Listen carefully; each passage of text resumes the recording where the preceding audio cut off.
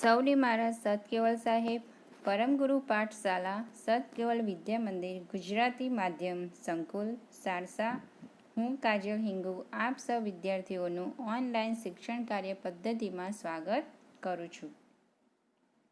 मैं काजल हिंगू कक्षा 8 विषय हिंदी इकाई 9 ममता भाग 1. तो विद्यार्थी मित्रों, ये एक कहानी है. इस लेखक का नाम क्या है? जयशंकर प्रसाद. तो आपको सबसे पहले जयशंकर प्रसाद के बारे में मैं आपको इसका परिचय करवाऊंगी. जयशंकर प्रसाद का जन्म 30/1/1889 में वाराणसी में हुआ था. जयशंकर प्रसाद का जन्म कहाँ हुआ था? वाराणसी में. प्रसाद जी मूलतः कवि है. प्रसाद जी कौन थे? मूलतः कवि है. उन्होंने नाटक, कहानियाँ, निबंध और उपन्यास भी लिखे.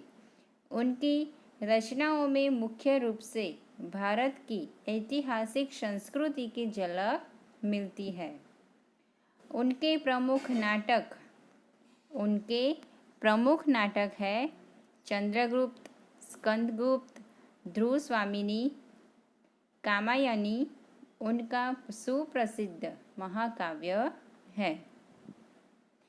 उनका निधन 14/1/1937 को हुआ. जयशंकर प्रसाद द्वारा रचित इस कहानी की नायिका ममता है. तो इस पाठ में क्या क्या है ये हमें इसका परिचय जयशंकर प्रसाद ने किया है. तो आप ध्यान से सुनिए. जयशंकर प्रसाद द्वारा रचित इस कहानी की नायिका ममता है. ममता एक विधवा है. ममता विधवा है. रोहतास दुर्ग के मंत्री चूड़ामणि अपनी इस एकमात्र स्नेह पालिता पुत्री के दुख से अत्यंत दुखी है. नायिका इस पाठ की कौन है? ममता. ममता एक विधवा है और उसके पिता रोहतास दुर्ग के मंत्री चूड़ामणि अपनी पुत्री के बारे में बहुत दुखी है. वे उसका भविष्य सुरक्षित करने का प्रयास करते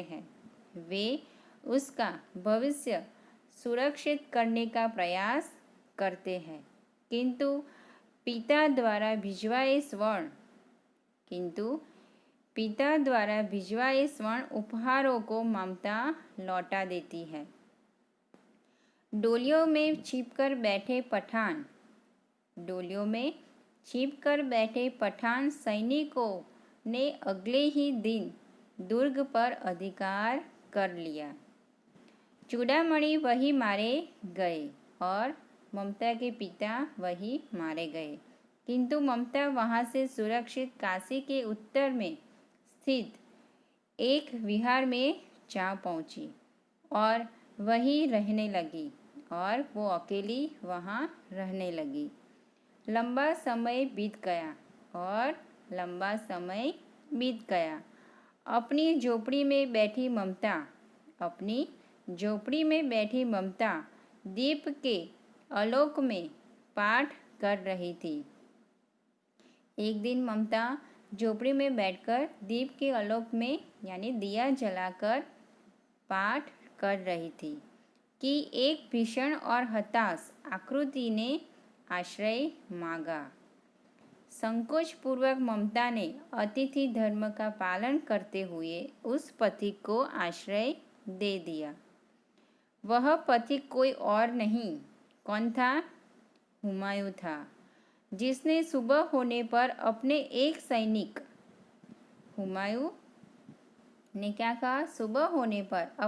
सैनिक मिर्जा को इस वृद्धा की टूटी झोपड़ी बनवाने का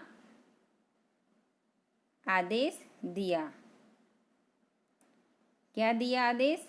झोपड़ी बनवाने का आदेश दे दिया. ममता अब 70 वर्ष की हो चली थी. जैसे समय बीतता गया और ममता अब 70 वर्ष की हो चली थी। अचानक उसे एक अश्वारोही की आवाज़ सुनाई दी। अचानक उसे एक अश्वारोही की आवाज़ सुनाई दी, जो उसी की झोपड़ी के बारे में पता पूछ रहा था। किसके बारे में पूछ रहा था? उसकी झोपड़ी के बारे में। ममता उस मुगल अश्वारोही को वह स्थान सौंपकर अनंत यात्रा पर चली गई। उस स्थान पर एक आकर्षक मंदिर बना। जहाँ ममता रहती थी वहाँ क्या बना? आकर्षक एक मंदिर बना, जिसके शिलालेख पर सातों देश के नरेश, हुमायूं और उसके पुत्र अकबर का नाम तो था, किंतु ममता का कहीं जिक्र तक न था। हुमायूं ने यहाँ क्या बनवाया था? एक आकर्षक मंदिर, जो ममता रहती थी वहाँ। और नरेश, हुमायूं और उसके पुत्र अकबर का नाम तो था, किंतु ममता का कहीं जिक्र तक न था। तो विद्यार्थी मित्रों, आज मैं आपको इस कहानी सुनाऊंगी और आपको ध्यान से सुनना है। तो मैंने आपको इस कहानी में क्या क्या है वो मैंने आपको पाठ का सार बताया। तो हम कहानी शुरू करते हैं। आप ध्यान से सुनिए और मैं आपको शब्द लिखवाती हूँ, ये आप पुस्तक में लिख लें और फिर नोट में लिखना है। रोहतास दुर्ग के प्रकोष्ठ में बैठी हुई युवती ममता शॉन के तीक्ष्ण गंभीर प्रवाह को देख रही थी। मन में वेदना, मस्तक में आंधी, आँखों में पानी की बरसात लिए वह विकल थी। वह रोहतास दुर्ग के मंत्री, विकल यानी व्याकुल या बेचैन। वह रोहतास दुर्ग यानी किला, दुर्ग यानी किला के मंत्री चूड़ामणि की एकमात्र दुहिता थी। विद्यार्थी मित्रों, दुहिता यानी पुत्री। उसके लिए कोई अभाव होना असंभव था। उसके लिए कोई अभाव होना असंभव था, परंतु वह विधवा थी। परंतु वो क्या थी? विधवा थी। उसकी विडंबना का अंत कहाँ था? उसकी विडंबना यानी भाग्य की विचित्रता का अंत कहाँ था? चूड़ामणि ने चुपचाप उस प्रकोष्ठ में प्रवेश किया। प्रकोष्ठ यानी भवन का फाटक के पास वाला कमरा। शॉन के प्रवाह और उसके कलनाद में ममता अपना जीवन मिलाने में बेसुध थी। शॉन यानी नदी का नाम। नदी के प्रवाह और उसके कलनाद यानी पानी की आवाज़। पानी की आवाज़ में ममता अपना जीवन मिलाने में बेसुध थी। बेसुध यानी तल्लीन थी। पिता का आना न जान सकी। पिता का आना न जान सकी। चूड़ामणि व्यथित हो उठे और चूड़ामणि पीड़ा से चिंतित हो गए। उसको अपनी बेटी की चिंता होने लगी। स्नेह पालिता पुत्री के लिए क्या करे? स्नेह पालिता पुत्री के लिए क्या करे? यह स्थिर न कर सकते थे। यह निश्चित न कर सकते थे। लौटकर बाहर चले गए और ममता को देखकर बाहर चले गए। ऐसा प्रायः होता, परंतु आज मंत्री के मन में बड़ी दुश्चिंता थी। परंतु आज मंत्री के मन में बड़ी चिंता थी। पैर सीधे न पड़ते थे। पैर सीधे न पड़ते थे। एक पहर बीत जाने पर वे फिर ममता के पास आ गए और कई घंटों के बाद फिर ममता के कमरे में आए और उसके पास बैठे। उस समय उनके पीछे 10 सेवक, उस समय उनके पीछे कितने सेवक थे? 10। और क्या लेकर खड़े थे? चांदी के बड़े थाल में कुछ लिए खड़े थे। कितने ही मनुष्यों के पद शब्द सुन ममता ने घूमकर देखा। पद शब्द यानी पाँव की आवाज़ सुन ममता ने घूमकर देखा। ममता ने आवाज़ सुनकर अपनी नज़र घुमाई और देखा कि इतने सारे लोग कहाँ से आए। मंत्री ने सब थालों को रखने का संकेत दिया। मंत्री ने सब थालों को रखने का संकेत दे दिया। अनुचर थाल रखकर चले गए। और क्या किया सेवक ने? मंत्री ने बोला कि यहाँ रख दो, तो सब सेवक ने थाल रखकर चले गए। ममता ने पूछा, यह क्या है पिताजी? यह क्या है पिताजी? तेरे लिए बेटी। तो चूड़ामणि ने क्या कहा? तेरे लिए है बेटी, उपहार है, भेंट है। कहकर चूड़ामणि ने आवरण उलट दिया। कहकर चूड़ामणि ने पर्दा उलट दिया। स्वर्ण का पीलापन उस सुनहरी संध्या में विकीर्ण होने लगा। ये थाल किसके थे? सोने से भरे हुए। उसका पीलापन देखकर सुनहरी संध्या को फैल जाने लगा। विकीर्ण यानी फैल जाना। ममता चौंक उठी। इतना स्वर्ण, इतना सोना, यह कहाँ से आया? ममता ने चौंक कर कहा, इतना सोना, यह कहाँ से आया पिताजी? चुप रहो ममता, यह तुम्हारे लिए है। अपने पिताजी ने क्या कहा? चुप रहो ममता, यह तुम्हारे लिए है। तो क्या आपने शत्रु का उत्कोच स्वीकार कर लिया? तो ममता ने क्या कहा? तो क्या आपने शत्रु का रिश्वत स्वीकार कर लिया? पिताजी, यह अनर्थ है, अर्थ नहीं। पिताजी ने क्या कहा? यह अनर्थ है, अर्थ नहीं। लौटा दीजिए पिताजी। ममता ने क्या कहा? लौटा दीजिए पिताजी, हम लोग ब्राह्मण हैं, इतना सोना लेकर क्या करेंगे? ममता ने क्या कहा? हम लोग तो ब्राह्मण हैं, तो इतना सोना लेकर हम क्या करेंगे? इस पतनोन्मुख प्राचीन सामंत वंश का अंत समीप है बेटी। मंत्री तो यानी ममता के पिता जानते थे कि इस सामंत वंश का अंत समीप है बेटी। पतनोन्मुख यानी जिसका पतन शीघ्र होने वाला है वो। किसी भी दिन शेरशाह रोहतास दुर्ग पर अधिकार कर सकता है।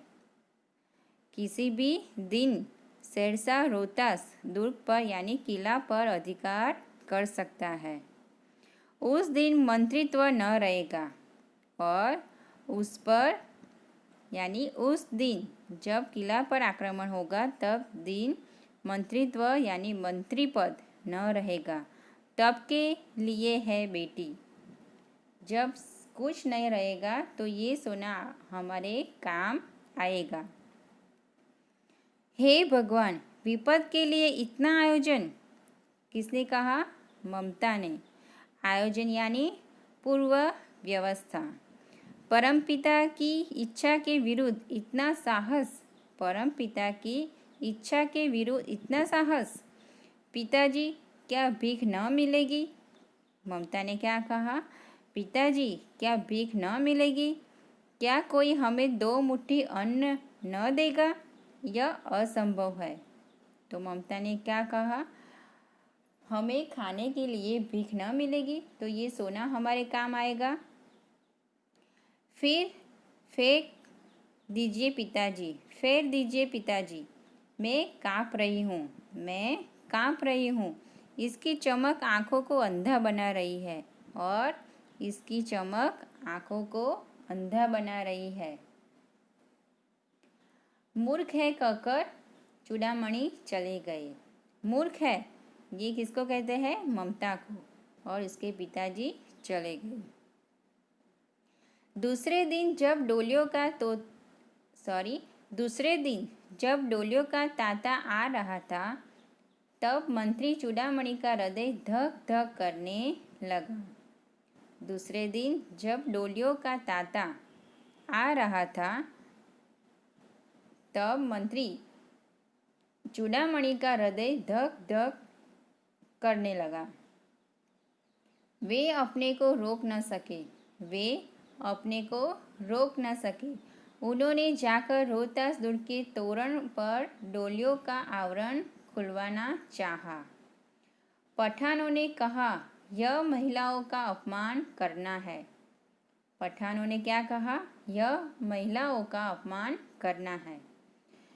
फिर बात तो बढ़ गई। तलवारें खींची, मंत्री वही मारे गए और बात आगे बढ़ गई, क्योंकि महिलाओं का अपमान करने का साहस उन लोगों ने उठाया था। तलवारें खींची, मंत्री वही मारे गए। राजा, रानी और कोष सब छली शेरशाह के हाथ पड़े।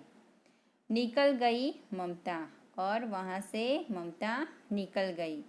डोली में भरे हुए पठान सैनिक दुर्ग भर में फैल गए, परंतु ममता न मिली।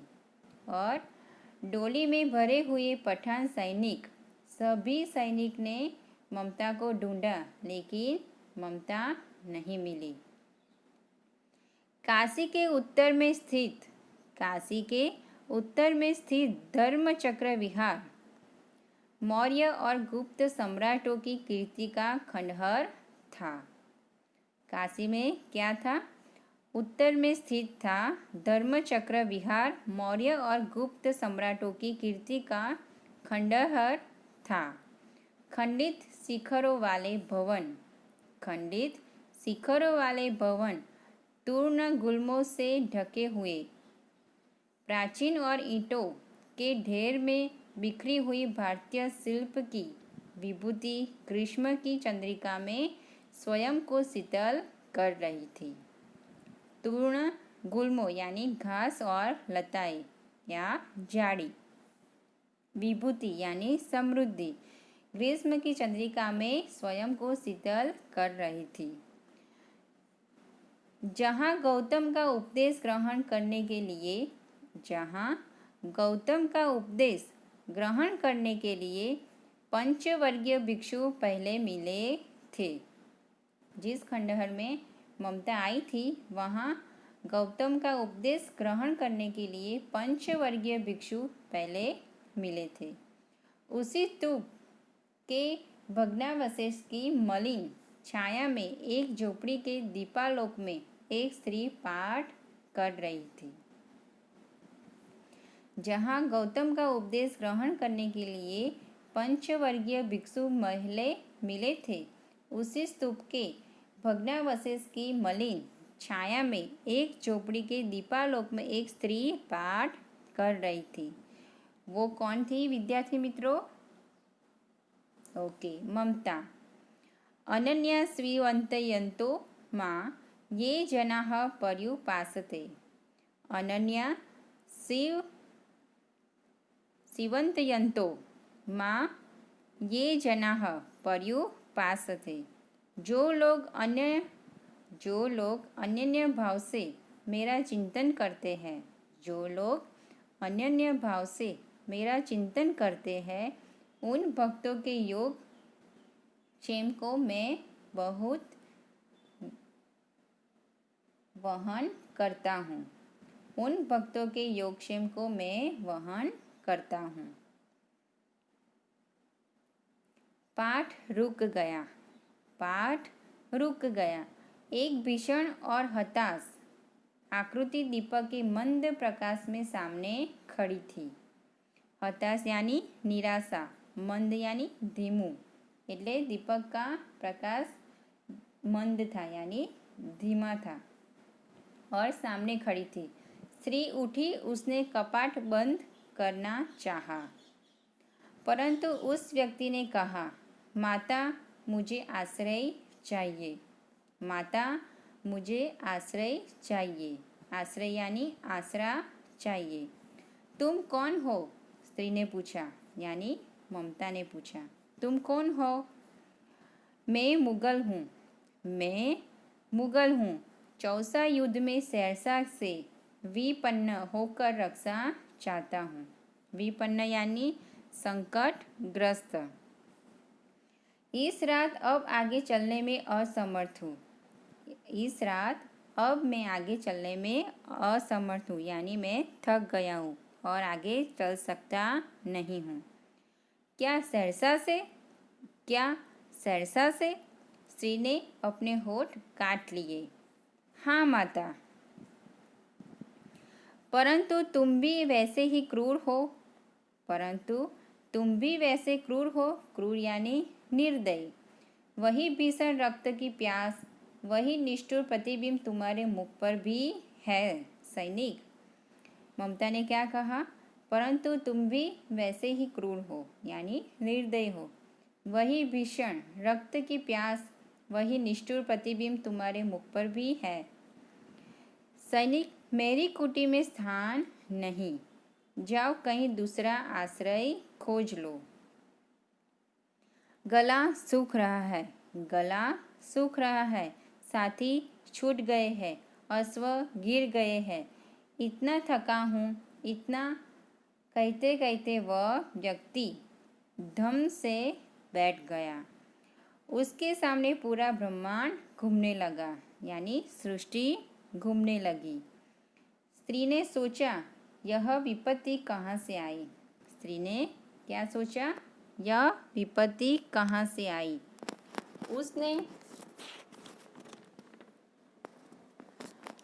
उसने जल दिया। मुगल के प्राणों की रक्षा हुई और मुगल के प्राणों की रक्षा हुई।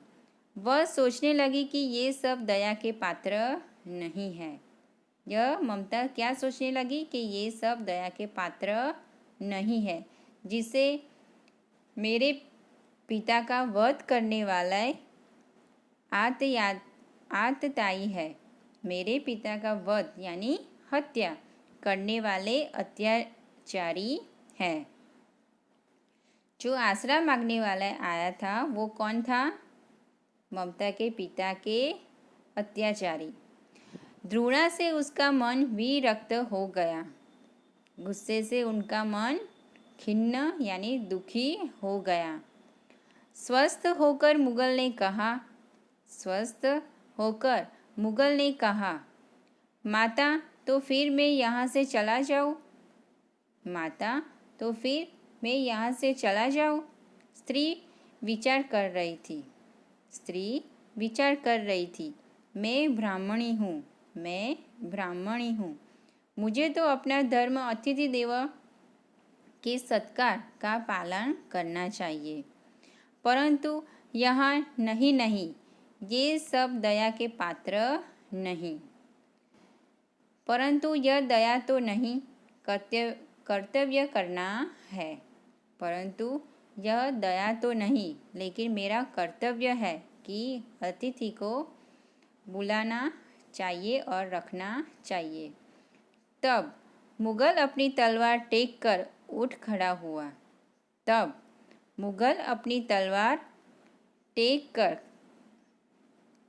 खड़ा हुआ। ममता ने कहा, क्या आश्चर्य है कि तुम भी छल न करो। क्या आश्चर्य है कि तुम भी छल न करो। ठहरो। तो विद्यार्थी मित्रों, हम अगली कहानी यानी हमारी आगे की कहानी हम अगले वीडियो में देखेंगे। तब तक आपको ये कहानी पढ़नी है और समझनी है। ओके, तब तक अस्तु। सत केवल साहेब।